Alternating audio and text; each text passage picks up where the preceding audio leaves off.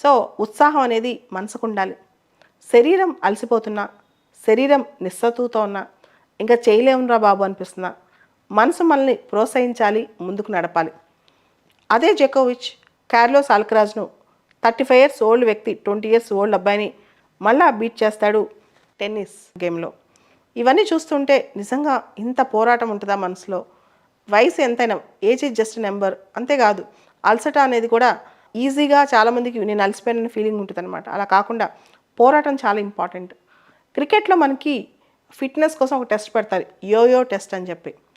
విరాట్ కోహ్లీ చాలామంది young players కన్నా yo-yo టెస్ట్లో, ఫిట్నెస్ టెస్ట్లో దాదాపు విరాట్ కోహ్లీ కూడా ఆయన యోయో టెస్ట్లో నెంబర్ 1 వచ్చాడు, టాప్లో వచ్చాడు అనమాట ఫిట్నెస్లో. చాలామంది ఆయనకన్నా యంగ్ ఉన్న వాళ్ళు వీక్గా ఉన్నారనమాట. సో ఇవి ఎలా చేయగలుగుతున్నారు అంటే శరీరాన్ని నడిపించేది మనసే. ఆ మనసు కనుక మన కంట్రోల్లో ఉంటే, మన ఫోకస్ మన చేతిలో ఉంటే, మన పట్టుదల మన చేతిలో ఉంటే, మనం ఇలా ఉండాలని మన మనసు డిసైడ్ చేస్తే